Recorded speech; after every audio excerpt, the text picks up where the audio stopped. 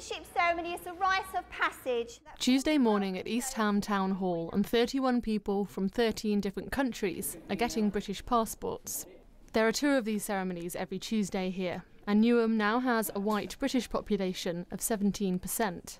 Loads of people were living in our streets, English people, but over the years, like 3-4 years I've been living here, I've seen people moving away, and people from other community, outsiders coming in and settle down.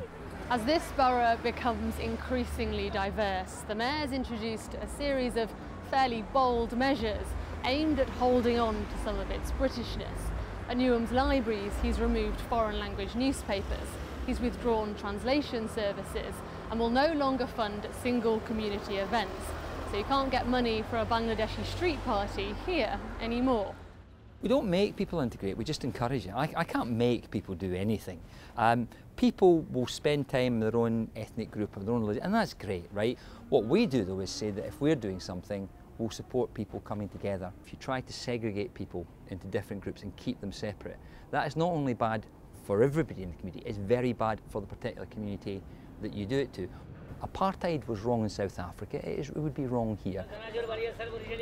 Critics of the Mayor argue that removing things like translation services could further isolate some members of the community. I can understand if you are not using your translation services and at a time when local authorities have to save money, and then you realise that some of those translation services are not value for money, of removing them. But if you're actually removing them from vulnerable people who need them, for ideological reasons, then that starts to make you question what the values are of the people who are doing that.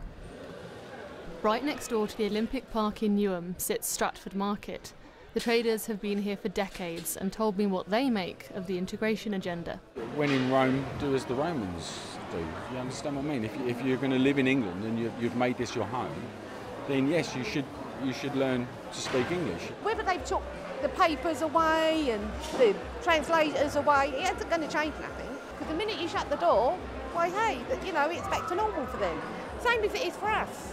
Amirul Islam from Bangladesh is about to get his citizenship. He's been in London for 18 years, but says he's really struggled to learn English. I try. I've tried for 18 years. I've tried a lot. I've been to college. I've worked with English people, and understanding isn't a problem. But it doesn't stay in my head. I'm old now. If I was younger, it would have stayed. Amirul Islam from Bangladesh, please. Whether you agree with the tactics or not, integration experts are looking closely at what's being done in Newham to see if it can transfer elsewhere. The Queen, congratulations, you are free to go. Catherine Nye, BBC London News.